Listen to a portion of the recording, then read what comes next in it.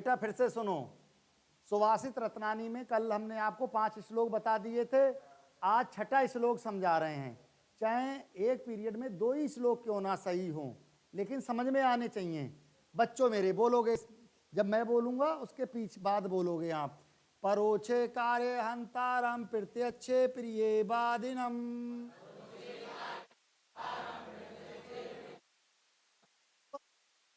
दृशम मित्रम विषकुंभम पयो मुखम।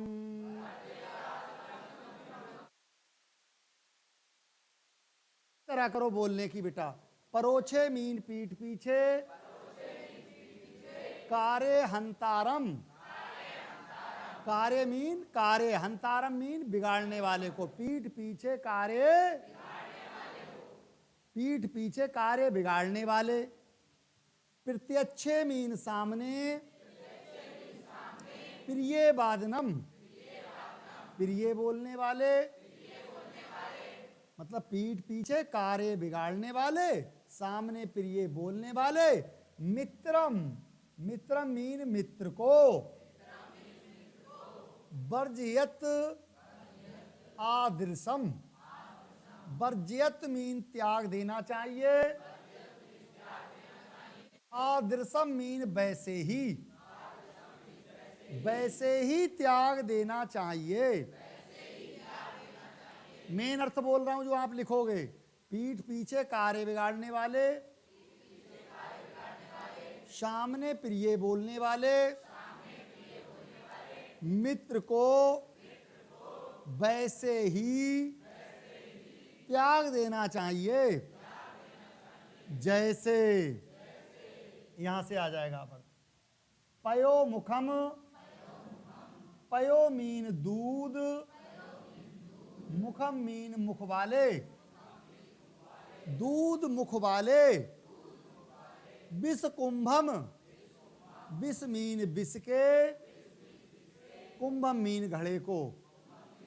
जैसे दूध मुख वाले विष के घड़े को, मतलब पीठ पीछे कार्य बिगाड़ने वाले, सामने प्रिय बोलने वाले मित्र को वैसे ही त्याग देना चाहिए जैसे दूध, दूध मुख वाले विष के घड़े को। जो घड़ा है उसका जो मुख है, मुख ऊपर दूध से भरा हुआ है, लेकिन नीचे क्या है भरा हुआ उस घड़े में? विष है, जहर है। तो कुछ लोगों की ऐसी आदत होती है, वो सामने आपके होंगे तो बहुत प्रिय बोलेंगे, मानो आपके कितने हितैषी हैं, लेकिन अंदर से उनके पेट में जहर भरा हुआ होगा आपके खिलाफ। इसको नीचा कैसे दिखाएं, ये कैसे नीचे हो, है ना। तो ऐसे लोगों से हमें क्या करना चाहिए? दूरी बना लेनी चाहिए। ऐसे लोगों को हमें त्याग देना चाहिए, अर्थात ऐसे लोगों से हमें कोई मतलब नहीं रखना चाहिए। समझ में आ गया? अब बेटा इसका ये अनुवाद है, कहीं कहीं उन्होंने ना मिस्टेक हो गई है लिखने में, जैसे यहाँ घड़े को आना चाहिए और ये है ही नहीं है, उसमें टाइप करते समय उनसे मिस्टेक हुई है। ठीक है, तो ये नहीं लिखना है आपको, जो मैंने अर्थ अनुवाद बताया है वही लिखना है। ओके, नेक्स्ट देखो 7वां श्लोक। उदेति सविता ताम्र इस ताम्र एवा स्तोमेत,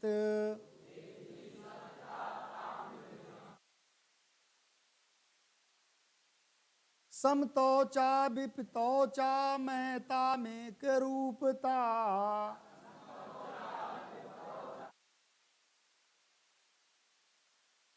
अनुवाद सीखेंगे, अर्थ सीखेंगे इस श्लोक का। उदेति मीन उदय होता हुआ, सविता मीन सूर्य, उदय होता हुआ सूर्य। ताम्रस, ताम्रस मीन लाल होता है, उदय होता हुआ सूर्य लाल होता है। जब सूर्य उदय हो रहा होता है, निकल रहा होता है, तो कैसा होता है? लाल होता है। अब देखिए फिर आ गया ताम्र, ताम्र मीन लाल होता है। यब माने भी और ही भी होता है और भी होता है। अब यब, यबा, यबा हटा रहे तो आधे सा से पहले छोटा है अस्त, अस्त मीन अस्तमेति, एवा अस्तमेति, एवा मीन भी, अस्तमेति मीन अस्त होते हुए, अस्त होते हुए भी, ताम्र मीन लाल होता है, और अस्त होते हुए भी लाल होता है। फिर से इस लाइन का अर्थ बता रहा हूं। उदय होते हुए सूर्य लाल होता है, और अपनी तरफ से जोड़ लिया, और अस्त होते हुए भी लाल होता है। क्लियर? आगे देखिए, संपत्तो चा, संपत्तो मीन संपत्ति, और जब आपके पास संपत्ति है, संपत्तो मीन संपत्ति, संपत्ति माने रुपया पैसा धन जमीन सब कुछ है, तो आप कैसे हैं? खुश हैं, सुखी हैं, सुखी, इसलिए संपत्तो मीन सुखी, संपत्तो मीन सुख, संपत्तो मीन सुख, संपत्तो चा, और सुख में, विपत्तो चा, और दुख में, महताम, महता, ये लिखा है महता मेक रूपता, क्या लिखा है? इसमें से हमने उठा लिया महताम, महताम मीन महापुरुष। अब ये एक ही मात्रा है, इसे एड़ी वाले ए में बदल दोगे, एक रूपता, एक रूपता मीन एक समान रहते हैं, महापुरुष, महापुरुष सुख और दुख में एक समान रहते हैं। तो महापुरुष वो ही है जो नहीं दुख है, दुख आ गया तो बहुत दुखी हो रहे हैं। महापुरुष वास्तव में वो होते हैं चाहे सुख हो चाहे दुख हो, दोनों स्थितियों में एक समान रहते हैं। जे नहीं सुख आ गया तो घमंड हो गया, पैसा हो गया तो घमंड हो गया, और जब दुख आ गया तो दुखी हैं। लेकिन महापुरुष ऐसे नहीं होते हैं, वो सुख और दुख में एक समान ही रहते हैं। उन्हें सुख में कभी घमंड नहीं होता, दुख में कभी वो दुखी नहीं होते हैं। क्लियर बेटा?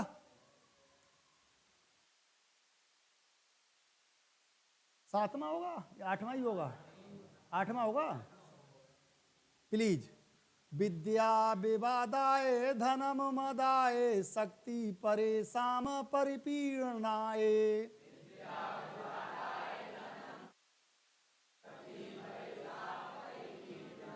खलस्य साधो विपरीत में तन ज्ञानाय दानाय चारक्षणाय।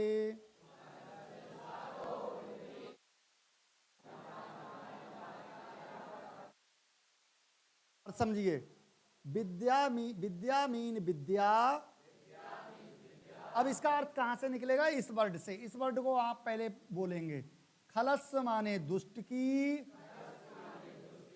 विद्या मीन विद्या, आप विद्या ये वो लिखोगे हिंदी अर्थ में, ये संस्कृत विद्या है। विद्या विद्यालय वाला धा बनाओगे। खलस माने दुष्ट की, विद्या मीन विद्या, विवादाय मीन वाद विवाद, विवादाय मीन वाद विवाद के लिए, दुष्ट की विद्या वाद विवाद के लिए, धनम मीन धन,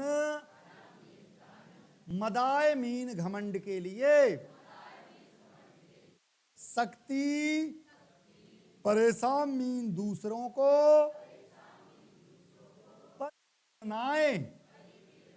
दुख देने के लिए, पीड़ा देने के लिए, दुष्ट की विद्या वाद विवाद के लिए, कौमा आ जाएगा, धन घमंड के लिए, और शक्ति दूसरों को पीड़ा देने के लिए होती है।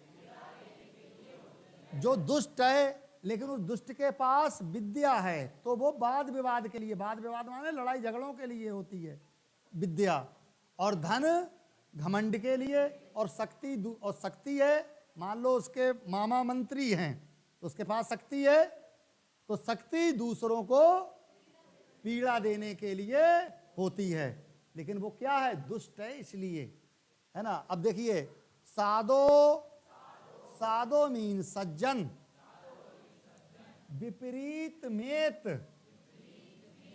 विपरीत मेत।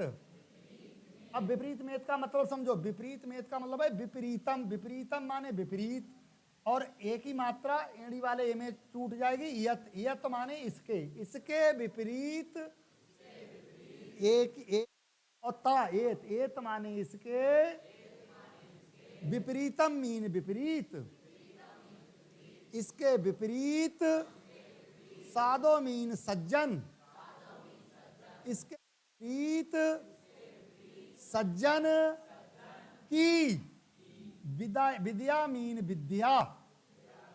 इसको उठा के लाओगे यहाँ अर्थ फिर से दोबारा डबल, इसके विपरीत सज्जन की विद्या। ज्ञानाय मीन ज्ञान के लिए, धनम मीन धन, दानाय मीन दान के लिए, धन दान के लिए, चा मीन और, शक्ति, और शक्ति, रक्षणाय, रक्षणाय मीन रक्षा के लिए,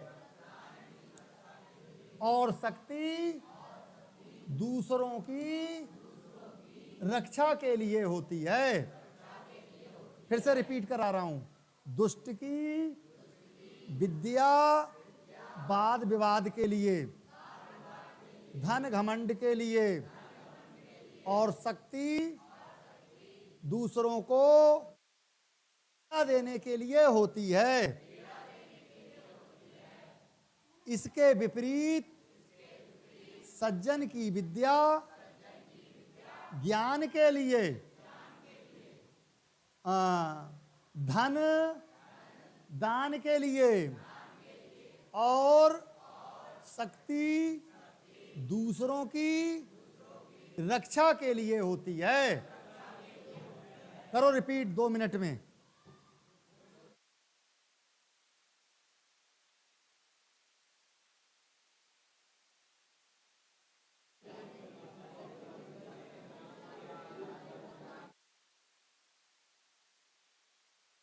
बेटा इसको पढ़ के यही नहीं छोड़ना है, अमल भी करना है। वास्तव में जो दुष्ट है और उसके पास ज्ञान है तो वो दूसरों को परेशान करेगा, क्योंकि उसे मालूम है मैं कोर्ट में जाके जीत जाऊंगा, और जीत जाएगा भी क्योंकि उसके पास ज्ञान है ना। वो तोड़ मरोड़ के इस तरह से रखेगा चीजें कि वो जीत जाएगा। दुष्ट की जो विद्या होती है वो वाद विवाद के लिए होती है ना। और जो धन होता है वो घमंड के लिए होता है, मेरे पास धन है, जेल चला जाऊंगा तो क्या है, लेकिन दूसरों को जरूर सताऊंगा, है ना। और जो शक्ति है उसके पास पावर है, मान लो वो गवर्नर है या मंत्री है, उसका कोई रिश्तेदार या स्वयं परिवार में, तो दूसरों को पीड़ा देने के लिए होती है। इसके विपरीत जो सज्जन लोग होते हैं उनके पास जो विद्या होती है वो ज्ञान के लिए होती है, वो उस विद्या से और लोगों को विद्वान बनाते हैं। और जो धन होता है उनके पास वो गरीब लोगों को की मदद करने के लिए होता है, दान देते हैं। और जो उनके पास शक्ति है, शासन की या प्रशासन रूपी शक्ति है, वो दूसरों की रक्षा करने के लिए होती है। कोई उसे सता रहा है तो उसकी रक्षा कैसे करें। तो आज इतना ही, परेशान मत हो, कल एंड कर देंगे इस लेसन का। चलिए।